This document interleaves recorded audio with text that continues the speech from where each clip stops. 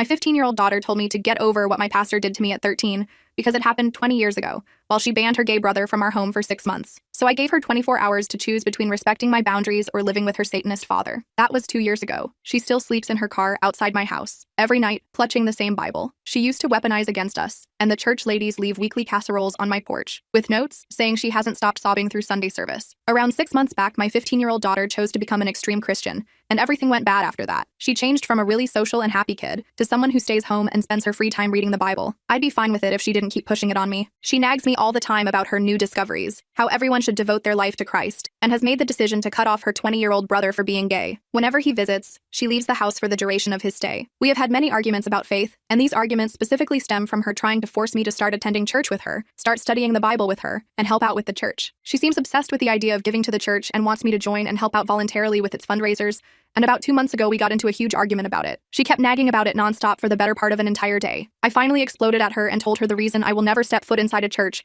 is because when I was 13, I was the victim of rape at the hands of the pastor in my church at the time. She went quiet when she heard this. I apologized to her, saying I probably should not have dumped that on her, but that she needed to understand where I was coming from. She seemed to accept this answer of mine, but only for about a week. She began nagging again, but this time it was about me becoming Christian again. I asked her if she wants me to attend church, and she said preferably. I shut her down again. We have been going back and forth like this for the last while, and it has been really getting on my nerves. Tonight was when she totally crossed the line. Me and her were having dinner when she started talking about wanting me to become Christian again. I had just finished a 10-hour shift and was honestly in no mood to entertain her talks, and responded with, "For the 1,000th time, the answer is no. Stop nagging me." She looked at me for a second before saying, "I get what happened to you is bad and all, but it happened over 20 years ago. Get over it. Open your heart to Christ." I looked up from my plate and shot her a stare so vicious she actually excused herself and went upstairs. I took a minute to compose myself and think about what my own daughter had just said to me, and then I came up with a decision. I stormed upstairs into her room and told her this was going to end one in two ways. Either she stops nagging me about her stupid Christian nonsense once and for all, or she can pack her little Bible and get the F out of my house and go reside at her father's for the time being,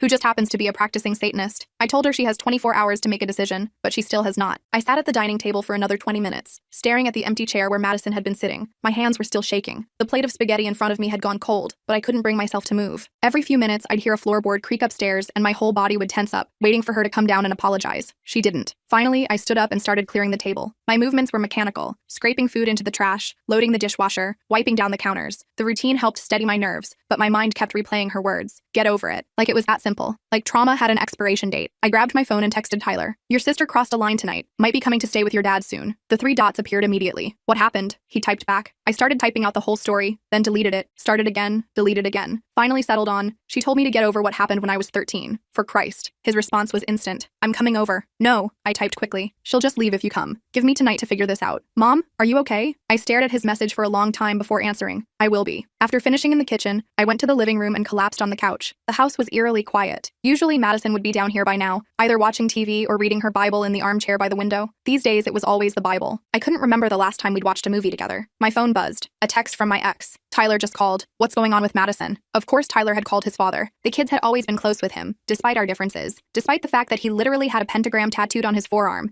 and kept an altar in his basement. The irony wasn't lost on me. My devout Christian daughter might end up living with a card-carrying member of the Satanic Temple. "She's been pushing me about church again," I typed. "Told me to get over being assaulted. Gave her an ultimatum. Stop the religious pressure or go stay with you." "Jesus," he replied. Then, "Sorry, poor choice of words. You want me to talk to her?" "No, this is between us. Just wanted to give you a heads up in case she shows up with a suitcase tomorrow. My door's always open for her. You know that. But damn, Sarah, I'm sorry. That's effed up." I put the phone down and rubbed my temples. A headache was building behind my eyes. 10 hours on my feet at the warehouse, and now this. I should probably eat something, but the thought of food made my stomach turn. The stairs creaked. I looked up to see Madison standing at the bottom, her Bible clutched to her chest. She wouldn't meet my eyes. "I'm getting some water," she said quietly, moving toward the kitchen. I watched her go, noting how she gave me a wide berth as she passed, like I was dangerous, like I was the one who'd said something unforgivable. She came back with her glass and paused at the stairs. For a moment, I thought she might say something, apologize maybe, or double down. Instead, she just stood there, shifting her weight from foot to foot. 23 hours, I said, my voice steady despite the ache in my chest. "That's how long you have left to decide." She flinched but didn't respond, just turned and went back upstairs. A moment later, I heard her door close. Not a slam. Madison never slammed doors anymore. Everything she did these days was measured, controlled, righteous. I pulled out my laptop and opened my work email. Might as well get a head start on tomorrow's inventory reports. Anything to keep my mind busy. But I found myself staring at the screen, unable to focus on the numbers. 6 months. That's all it had taken for my daughter to become a stranger. 6 months since she'd gone to that youth group event with her friend Cassie. She'd come home glowing, talking about how she'd felt the Holy Spirit move through her. I'd been happy for her at first. I'd thought maybe it would be good for her to have that community, that sense of purpose. I hadn't anticipated the isolation, the judgment, the way she'd look at Tyler like he was diseased, the way she'd look at me like I was a project that needed fixing. My phone rang. The caller ID showed my mother. "Hi, Mom," I answered, trying to keep my voice normal. "Sarah, honey, Tyler just called me. He's worried about you. What's going on with Madison?" Great. Tyler had called in reinforcements. "It's fine, Mom. Just teenage stuff. He said she's been harassing you about church, that she said something about what happened." I closed my eyes. My mother was one of the few people who knew the full story. She'd been the one to pull me out of that church, to press charges, to hold me through the nightmares. The case had gone nowhere. The pastor had connections, good lawyers. He died peacefully in his sleep 10 years later, never facing justice. She told me to get over it, I said quietly. Said it happened over 20 years ago and I should open my heart to Christ. The silence on the other end stretched so long I thought the call had dropped. Then, that little. My mother caught herself. "Sarah, I'm coming over." "No, Mom, please, I handled it." I gave her an ultimatum. Either she stops the religious pressure or she goes to stay with her father. Good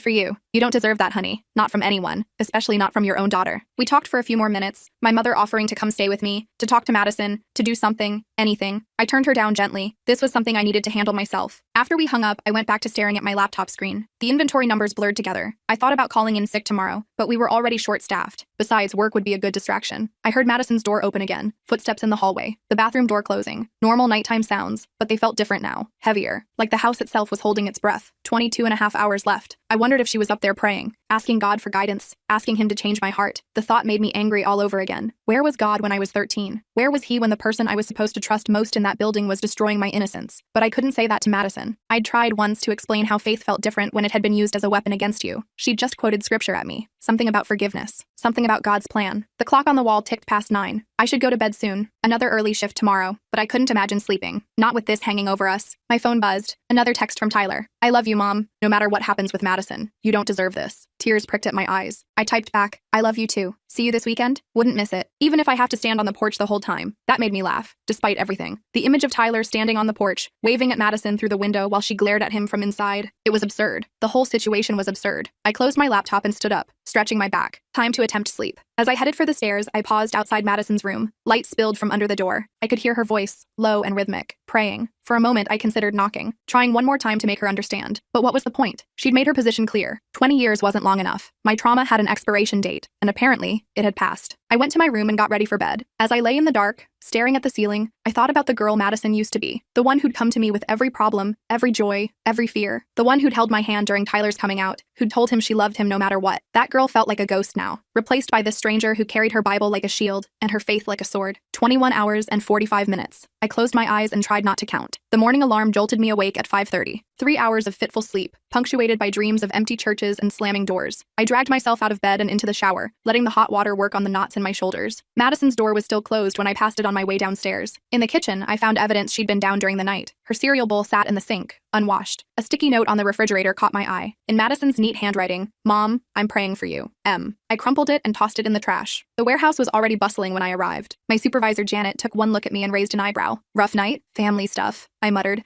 grabbing my clipboard and heading for the loading dock. The physical work helped. Lifting boxes, scanning barcodes, organizing shipments. It kept my hands busy and my mind occupied. But every time I checked my phone, the countdown continued. 18 hours, 17, 16. During my lunch break, I sat in my car and called my sister. She answered on the third ring. "Hey, Sarah, what's up?" Madison told me to get over being assaulted. Said I should open my heart to Christ. The silence stretched. Then, she said what? I explained the whole situation. The months of pressure, the ultimatum, the ticking clock. My sister listened without interrupting. "So she has until tonight to decide," I finished. "Either she stops the religious harassment or she goes to live with her dad." "The Satanist dad?" "That's the one." My sister let out a low whistle. "That's some poetic justice right there. How's she handling it?" "Silent treatment so far. Left me a note saying she's praying for me." "Of course she did." My sister paused. "You know I support you, right?" What she said was completely out of line. You don't tell trauma survivors to just get over it. I keep wondering if I'm being too harsh. She's only 15. 15 is old enough to understand basic human decency. You've been more than patient with her, Sarah. You revealed your deepest trauma to help her understand, and she threw it back in your face. After we hung up, I sat in the parking lot for a few more minutes, watching trucks pull in and out of the loading bays. My phone buzzed. A text from Madison. "Can we talk when you get home?" I stared at the message, then typed back, "Yes." The rest of my shift crawled by. Every time I glanced at the clock, time seemed to have slowed down. My coworkers noticed my distraction. I dropped a box of electronics, earning a sharp look from Janet, messed up 3 shipping labels, nearly drove the forklift into a support beam. "Sarah, go home," Janet finally said around 3 p.m. "Whatever's going on, you're no good to me like this." I didn't argue. The drive home felt both too long and too short.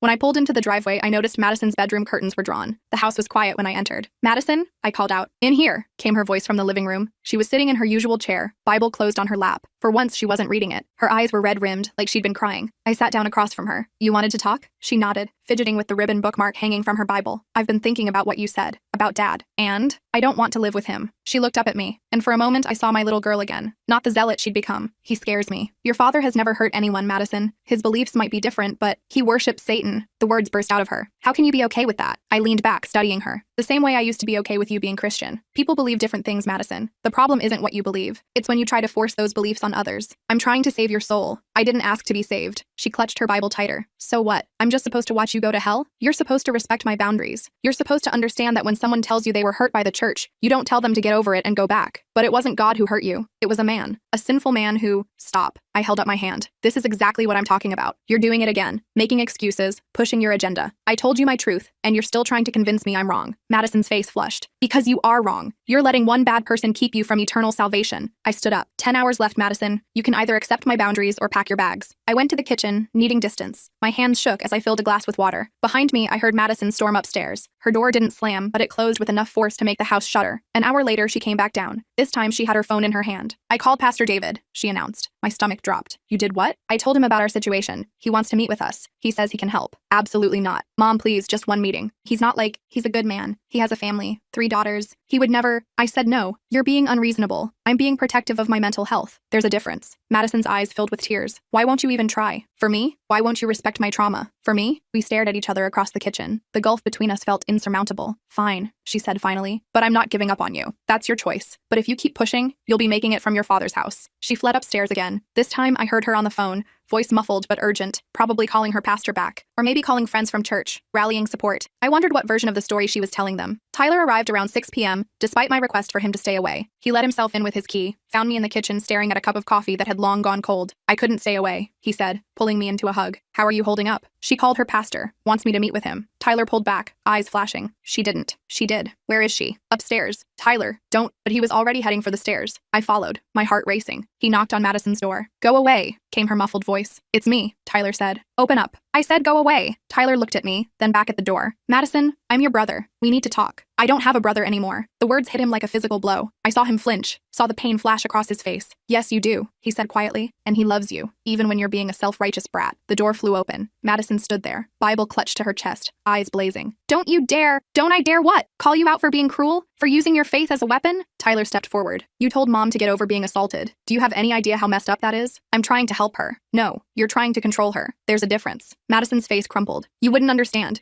She couldn't even say the word. "Gay?" Tyler supplied. "Yeah, I am. And you know what? God made me this way. If you have a problem with that, take it up with him. The Bible says a lot of things. It also says to love thy neighbor, to judge not lest ye be judged, to show compassion and mercy. Where's your compassion for Mom, Madison? Where's your mercy?" Madison retreated into her room, but Tyler followed. I hovered in the doorway, watching my children face off. "She's going to hell," Madison whispered. "Both of you are. And I can't just stand by and watch." "That's not your call to make," Tyler said gently. "And even if it were, do you really think harassment and ultimatums are the way to change someone's heart? I don't know what else to do. How about respecting her boundaries? How about loving her where she is, not where you want her to be?" Madison sank onto her bed, tears streaming down her face. "But what if she dies without accepting Christ? What if I never see her again in heaven?" Tyler sat beside her, careful not to touch. Madison had made it clear that physical contact with him was unwelcome now. "What if you drive her away so completely that you never see her again in this life?" That made Madison pause. She looked at me standing in the doorway, then back at Tyler. 6 hours, I said quietly. "You have 6 hours left to decide." I left them there and went back downstairs. Through the ceiling, I could hear their muffled voices. Tyler's calm and measured, Madison's increasingly agitated. Part of me wanted to intervene, but I knew Tyler could handle himself. He'd had to, these past 6 months. My phone rang. Unknown number. Against my better judgment, I answered. "Hello? Mrs. Peterson? This is Pastor David from Eternal Light Baptist. Madison gave me your number. I understand you're having some difficulties at home." My blood ran cold. "She had no right to give you this number. She's concerned about you. We all are. Madison's told us about your past trauma, and I want you to know that our church would provide a safe, healing environment for—" I hung up, blocked the number. My hands were shaking again. The doorbell rang. I looked through the peephole to see a middle-aged man in a polo shirt holding a Bible. Behind him, a woman with a sympathetic smile. I didn't open the door. "Mrs. Peterson?" the man called. "We're from Madison's church. We just want to talk." I stayed silent. After a few minutes, they left a pamphlet in the door and departed. The title read, "Healing from Church Hurt, A Path Back to God." I threw it in the trash with Madison's note. Tyler came downstairs an hour later looking exhausted. She's completely brainwashed, he said. She honestly believes she's doing the right thing. I know. She showed me these videos her youth group has been watching. Dad, they're basically cult indoctrination, all about spiritual warfare and saving souls, and how anyone who isn't their specific brand of Christian is an enemy combatant. I rubbed my temples. What do I do, Tyler? I can't have her here if she's going to keep this up, but sending her to your dad's feels like giving up. It might be what she needs, Tyler said carefully. A reality check. Show her that the world isn't as black and white as she thinks. Or it might drive her deeper into this. Maybe. But Mom, you can't sacrifice your mental health for her. You've been through enough. We ordered pizza. Neither of us in the mood to cook. Madison didn't come down for dinner. I left a plate outside her door, knocked once. 4 hours, I said through the wood. No response. Tyler stayed until 10 p.m., despite Madison's refusal to acknowledge his presence. As he was leaving, he hugged me tight. You're doing the right thing, he whispered. Don't let her make you doubt that. After he left, I sat in the living room, watching the clock. 10:30, 11 o'clock, 11:30. At 11:45, Madison came downstairs. She had her suitcase with her. My heart sank. You've made your decision? She set the suitcase down and looked at me. I have conditions. This isn't a negotiation, Madison. Just hear me out. She took a deep breath. I'll stop asking you to come to church. I'll stop talking about Christianity around you, but I want conditions too. I waited. I want to keep going to church myself. I want to keep my Bible study group. And I want, she hesitated. I want you to promise you won't try to turn me away from my faith. I've never tried to turn you away from your faith, Madison. I've only asked you to stop forcing it on me. And I want Tyler to stop coming here. Absolutely not. Mom, no. Tyler is my son. He's your brother. He's welcome in this house anytime. Madison's jaw clenched. Then I can't promise I'll be here when he visits. That's your choice. But he's not being banned from his own home because of your prejudice. It's not prejudice. It's Madison. I stood up. You have 15 minutes. Either you accept that this house will remain a safe space for all my children, regardless of their sexuality, or you can finish packing that suitcase. She stared at me for a long moment. Then she picked up her suitcase and headed back upstairs. I thought that was her answer. But 5 minutes later, she came back down. No suitcase this time. Fine, she said, the word bitter in her mouth. I'll tolerate him. And my boundaries? I'll respect them. No more pressure about church. No more comments about my trauma. No more bringing church people to the house. Her face went red. You saw them? I saw them. I'm sorry. I thought maybe if you heard from someone else. Madison, when someone tells you no, it means no. It doesn't mean find another angle. It doesn't mean bring in reinforcements. It means no. She nodded, looking at her feet. I understand. Do you? Because we've had this conversation before and you didn't seem to understand then. I do now. She looked up at me and there was something different in her eyes. Not acceptance exactly, but maybe the beginning of it. I don't want to lose you, Mom. Even if I think you're making the wrong choice. I don't want to lose you either, I said. But I will, Madison. If you cross this line again, I will send you to your father's, and I won't feel guilty about it. My mental health has to come first. I know. Her voice was small. Can I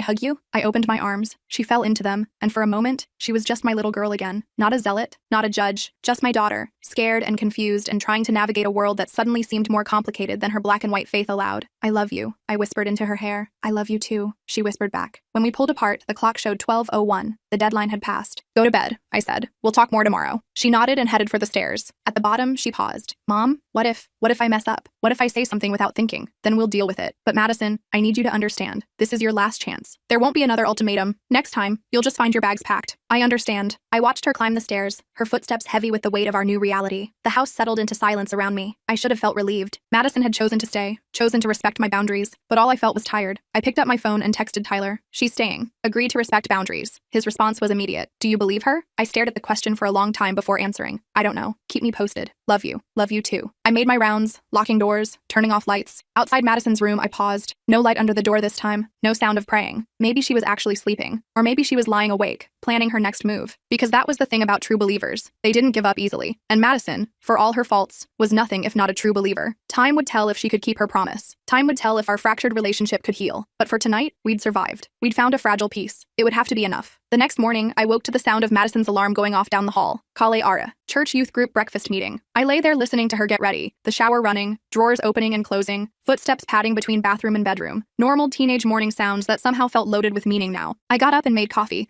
standing at the kitchen window watching the sun rise over the neighbor's fence. Madison came down 20 minutes later, dressed in her modest skirt and blouse, hair pulled back in a neat ponytail. She paused in the doorway when she saw me. Morning, she said quietly. Morning. Want some breakfast? She shook her head. They'll have food at the meeting. We stood there awkwardly, the kitchen island between us like a demilitarized zone. I sipped my coffee. She adjusted her Bible bag on her shoulder. I'll be back around noon, she said finally. Okay. She turned to leave, then stopped. Mom, I meant what I said last night, about respecting your boundaries. I nodded, not trusting myself to speak. She left through the front door, and I watched through the window as she got into her friend Cassie's car, the same friend who'd invited her to that first youth group meeting 6 months ago. My phone buzzed. Tyler checking in. How's the morning going? Quiet, I typed back. She went to youth group. Want me to come by later? I thought about it. Madison had said she'd tolerate him, but I wasn't ready to test that promise yet. Give it a few days. Let things settle. Understood. Here if you need me. I spent the morning doing laundry, vacuuming, all the mindless tasks I'd been putting off. Every time I passed Madison's room, I noticed small changes. The poster of her favorite band was gone, replaced by a cross. Her bookshelf, once full of young adult novels, now held only religious texts and study guides. Around 11 a.m., my ex called. Sarah, just wanted to check in. Tyler filled me in on what happened. She's staying, I said. For now, that's good, I think. Is it good? I don't know yet. She agreed to respect my boundaries, but you're waiting for the other shoe to drop. Something like that. He sighed. You know, when I told her about my beliefs last year, she cried for 3 days, kept asking how her father could worship the devil. I tried explaining that Satanism isn't actually about worshiping Satan, that it's more about individualism and rejecting arbitrary authority, but she wouldn't hear it. I remember. The irony is, the Satanic Temple has been more respectful of my boundaries than she has. They've never once tried to convert anyone or shown up at my door with pamphlets. I laughed despite myself. Maybe you should make her read the 7 tenets. 1 through 7 of the temple's fundamental tenets is about compassion and respecting others' freedoms. She might learn something. We talked for a few more minutes before hanging up. It was strange how easy things were between us now, years after our divorce. We'd found a rhythm, a friendship even. Madison used to love that we got along so well. Now she saw his beliefs as a personal attack on her faith. She came home right at noon, as promised. I was in the living room folding towels when she walked in. Her eyes were bright, cheeks flushed with excitement. Good meeting?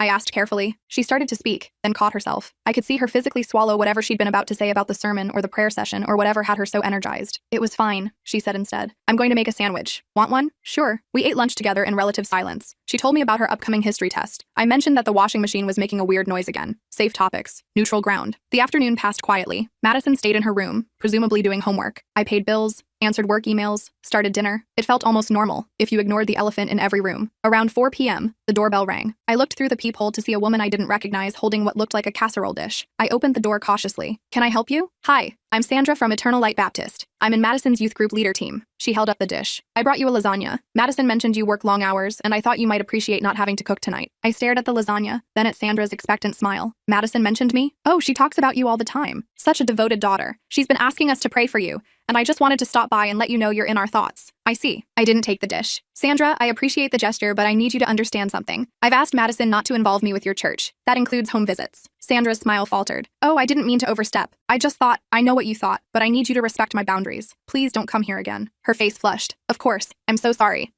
She gestured vaguely with the lasagna. Goodbye, Sandra. I closed the door and leaned against it, heart racing. Through the window, I watched her walk back to her car, probably wondering what kind of heathen turns down free lasagna. Mom? Madison stood at the top of the stairs. Who was that? Sandra from your church, with a casserole. Madison's face went pale. I didn't ask her to come here, I swear. She must have gotten the address from the church directory. But you've been asking them to pray for me? She bit her lip. Is that crossing a boundary? I didn't think. What exactly have you been telling them about me, Madison? Nothing specific, just that you're going through a hard time and need prayers. I climbed the stairs slowly, stopping a few feet from her. Madison, when you ask people to pray for me, they assume I want their prayers. They assume I want their casseroles and their visits and their interventions. Do you understand? I didn't think about it that way. Start thinking about it that way. She nodded, eyes filling with tears. I'm sorry. I'll tell them to stop. Tell them what, exactly? To stop praying for you? I don't care if they pray for me in their own homes. I care when it leads to them showing up at mine. I'll make sure they understand. I went back downstairs, leaving her standing in the hallway. A few minutes later, I heard her on the phone, voice low and urgent. Good. Maybe she was actually learning. Dinner was tense. We picked at our food, the frozen pizza I'd thrown in the oven instead of cooking the chicken I'd planned. Madison kept shooting me guilty looks across the table. I really am sorry about Sandra, she said finally. I know. It's just hard. Everyone at church asks about you. They want to know why you never come, why you won't let them help. I don't know what to tell them. Tell them it's none of their business. But they're my church family. They care. No, Madison. They're curious. There's a difference. She pushed her pizza around her plate. Pastor David asked about you today too. I set down my fork. And? I told him you weren't interested in meeting. He said he's praying for your heart to soften. How nice of him. He means well. I'm sure he does. So did the pastor who assaulted me. He was very well-meaning right up until he wasn't. Madison flinched. That's not fair. No. What's not fair is having to relive my trauma every time someone from your church decides they know what's best for me. We finished dinner in silence. Madison cleared the table without being asked, loaded the dishwasher, wiped down the counters, penance through housework. I was settling in to watch TV when my phone rang. Unknown number. I almost didn't answer, but something made me pick up. Is this Sarah Peterson? A young woman's voice, nervous. Yes? Hi,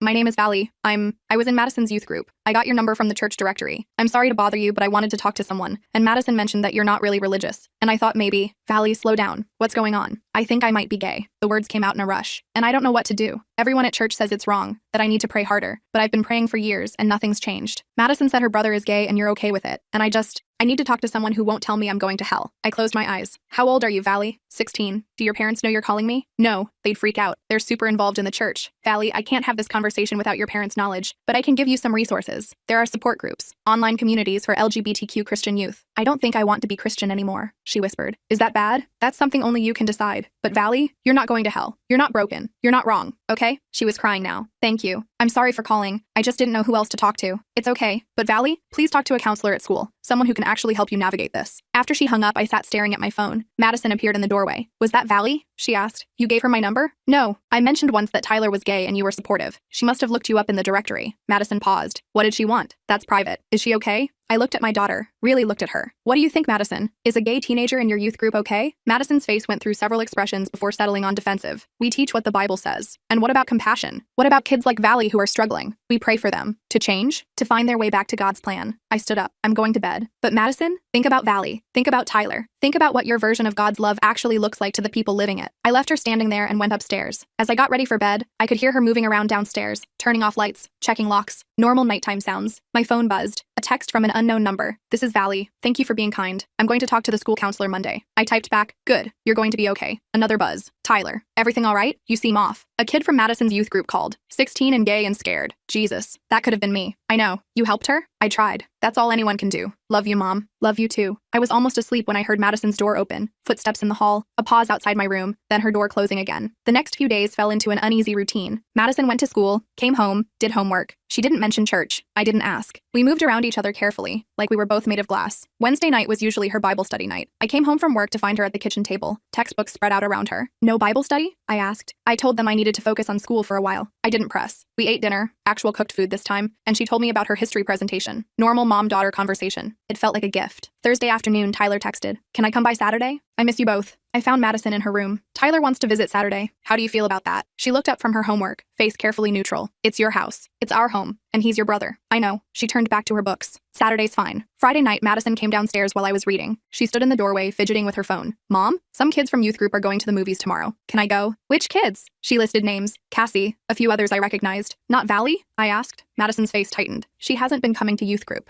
I wonder why. Mom, you can go to the movies. Be home by 11. Saturday morning, I woke to find Madison already up, making pancakes. The kitchen smelled like vanilla and cinnamon. What's the occasion? I asked. No occasion. Just felt like cooking. She flipped a pancake expertly. Tyler still coming today? Around 2. She nodded, focused on the stove. We ate breakfast together, talking about nothing important. It felt almost normal, almost like before. Madison left for the movies at noon. I cleaned the house, nervous energy making me scrub things that didn't need scrubbing. At 1:45, Tyler texted that he was on his way. He arrived right at 2, flowers in one hand and a box of cookies from my favorite bakery in the other. Bribes, he said, grinning. Get in here, I said, pulling him into a hug. We settled in the living room, catching up on his week. He was dating someone new, a guy named Alexander from his ceramics class. Work was going well. He was thinking about adopting a cat. Where's Madison? He asked finally. Movies with friends. She'll be back later. Did she know I was coming? Yes. He nodded slowly. Progress, I guess. We were in the kitchen making lunch when we heard the front door open. Madison appeared in the doorway, earlier than expected. Her eyes went immediately to Tyler. Hi, she said quietly. Hey, Mads. They stood there, my 2 children, with years of love and 6 months of hurt between them. Madison shifted her weight, clutching her purse. Movie was sold out, she said, though I suspected that wasn't entirely true. Want a sandwich? Tyler offered. I'm making my famous turkey club. Madison hesitated, then nodded. Okay. She sat at the island while Tyler assembled sandwiches, keeping up a steady stream of chatter about his ceramics class, the funny thing his roommate did last week, anything but the elephant in the room. Madison listened, occasionally asking a question. Small steps. We ate lunch together, the 3 of us. It wasn't comfortable exactly, but it wasn't horrible either. Madison even laughed once at Tyler's impression of his boss. After lunch, Tyler suggested a board game. We played Scrabble, arguing good-naturedly over whether QI was a real word. Madison won, as usual. She'd always been good with words. Around 4, Madison excused herself to do homework. Tyler and I moved back to the living room. That went better than expected, he said quietly. She's trying. Are you okay with all this? Really okay? I thought about it. I'm protecting myself. That has to be enough for now. Tyler left around 6, hugging me tight at the door. Same time next week? We'll see. Madison came down after he left. That was nice, she said carefully. It was. I'm trying, Mom. I want you to know that. I know. She sat beside me on the couch, not quite touching, but close. Can I ask you something? Sure. Do you think you'll ever forgive me for what I said about what happened to you? I turned to look at her. I'm working on it. But Madison, forgiveness doesn't mean forgetting, and it doesn't mean giving you permission to hurt me again. I understand. We sat in silence for a while, watching the evening light fade outside. Madison pulled her knees up to her chest, looking younger than her 15 years. Valley left the church, she said suddenly. Did she? Her parents are devastated. They think someone influenced her, led her astray. What do you think? Madison was quiet for a long time. I think she was really unhappy, but I don't understand why. The church is supposed to be a place of love and acceptance. Is it though? For everyone? It should be. Should and is are 2 different things, Madison. She nodded slowly. Tyler seemed happy today. He is happy. He's living authentically, being who he is. Even though what? Nothing. She stood up. I'm going to bed. Love you, Mom. Love you too. Sunday morning, Madison got up for church. I heard her getting ready, the familiar routine. She came downstairs in her church clothes, Bible in hand. See you later, she said. Have a good service. She paused at the door. Mom, I'm not going to ask you to come. Not ever again. I promise. Thank you. After she left, I made coffee and sat on the back porch. The morning was crisp, fall settling in. I thought about Valley, hoping she'd found someone to talk to. I thought about Tyler, happy with his ceramics and his new boyfriend. I thought about Madison, trying to reconcile her faith with the messy reality of human existence. My phone rang. My mother. Just checking in, she said. How are things? Complicated, but better, maybe. Madison still being respectful? So far. And you? How are you doing with all this? I watched a cardinal land on the fence, bright red against the weathered wood. I'm okay. Still waiting for the other shoe to drop, but okay. You know I'm proud of you, right? For standing up for yourself? Thanks, Mom. That little girl needs to understand that faith without compassion is just control. After we hung up, I went inside and started on the pile of work I'd brought home. Spreadsheets and inventory reports. Mind-numbing but necessary. I was deep in numbers when Madison came home. She looked subdued, moving quietly through the house. I found her in the kitchen, making tea. How was church? I asked. Fine. She poured hot water over her tea bag. Pastor David asked about you again. And? I told him you weren't interested and to please stop asking. She looked up at me. He seemed surprised. Good for you. He said he'd continue praying for you. That's his choice. Madison nodded, stirring honey into her tea. Mom, can I tell you something without you getting upset? I can't promise I won't get upset, but I promise to listen. I've been thinking about what you said. About Valley. About Tyler. About compassion. She paused. I don't agree with their choices, but maybe. Maybe I haven't been showing love the way I should. It wasn't much. It wasn't an acceptance of who Tyler was, or an understanding of what Valley was going through, but it was a crack in the armor, a tiny admission that maybe her way wasn't the only way. That's a start, I said. The week that followed was quiet. Madison kept her promise. No mentions of church, no pressure, no surprise visitors with casseroles. She went to youth group, to Sunday service, to Wednesday Bible study, but she kept it to herself. Tyler visited again the next Saturday. This time Madison stayed for the whole visit. They didn't talk about anything deep, but they talked. She even hugged him goodbye. Quick and awkward but genuine. That night I found her reading in her room. Not the Bible for once, but one of her old novels. Good book? I asked. I forgot how much I liked this series. She looked up at me. Is it okay that I'm reading something besides the Bible? Madison, you can read whatever you want. You know that. Sometimes I feel like if I'm not studying scripture every free moment, I'm failing somehow. Failing who? She thought about it. I don't know. God? The church? Myself? Maybe you need to figure out what you believe, not just what you've been told to believe. That's scary. Most important things are. I left her with her book and went to bed feeling something I hadn't felt in months. Hope. Not that Madison would abandon her faith. That wasn't what I wanted. But hope that she might find a version of it that left room for love. Real love. The kind that doesn't come with conditions or ultimatums. The next morning, I woke to find a note on the kitchen counter. Madison's handwriting. Mom, went to early service. I love you. Thank you for being patient with me. I made coffee and sat at the table reading the note again. Outside, the cardinal was back, pecking at something in the grass. Life going on, finding its way. My phone buzzed. A text from an unknown number. Hi, Mrs. Peterson. This is Valley. I wanted to let you know I talked to the counselor. She's helping me find a support group. Thank you for being kind when I called. I smiled, typing back. I'm glad you're getting help. You're going to be okay. Madison came home from church looking thoughtful. She changed out of her church clothes and found me in the garden, pulling the last of the summer vegetables. Need help? She asked. We worked side by side, filling a basket with tomatoes and peppers, dirt under our fingernails, sun on our faces. Madison told me about a new girl at youth group who just moved to town. Normal conversation. Easy. Mom, she said as we headed inside. I know I've hurt you, and Tyler, and probably others. I'm trying to do better. I know you are. It's hard though. When you believe something so strongly, it's hard to see how it might hurt people. The important thing is that you're starting to see it. She nodded, washing tomatoes at the sink. I still believe in God, in Jesus. That hasn't changed. I'm not asking it to, but maybe. Maybe I need to think more about what that means, how to live it without hurting people I love. That night, we cooked dinner together, using the vegetables from the garden. Madison chatted about school, her upcoming math test, the book she was reading, normal teenage concerns. It felt like a gift, this ordinary evening, this careful peace we'd built. As we cleaned up, Madison said, Tyler texted me today. Oh, just a funny meme. Nothing big, but it was nice. That's good. I texted him back. Small steps, baby steps, but steps forward nonetheless. Later, I sat on the porch, watching the stars come out. 6 months ago, I thought I'd lost my daughter to extremism. Now, maybe, I was getting her back. Changed, certainly. Still faithful, still struggling to balance her beliefs with the messy reality of human relationships, but trying. My phone lit up with a text from Tyler. Madison sent me a meme. It was actually funny. Who is this person and what did she do with my sister? I laughed, typing back, give her time. She's finding her way. Love you, Mom. Love you too. Inside, I could hear Madison on the phone with a friend from school. Not church, just school. Talking about normal things, homework, boys, the upcoming school dance. Another small victory. I thought about the ultimatum I'd given her, the suitcase she'd packed and then unpacked. The promises made and so far kept. It wasn't perfect. There would probably be setbacks, moments where her faith and our family crashed into each other again. But for now, we were navigating it, together, but with boundaries. Love, but with limits. Madison appeared in the doorway. I'm heading to bed. Love you. Love you too. Sleep well. She hesitated. Mom, thanks for giving me another chance. Everyone deserves a chance to grow, Madison. Even zealots. She smiled. A real smile. Even recovering zealots? Especially those. After she went upstairs, upstairs, I sat in the quiet house, thinking about second chances and slow changes, about faith and family and the complicated dance between them, about trauma and healing and the boundaries we build to protect ourselves. Somewhere upstairs, Madison was probably praying. That was okay. Her faith was hers to navigate. My boundaries were mine to maintain. And somehow, in the space between, we were finding our way back to each other.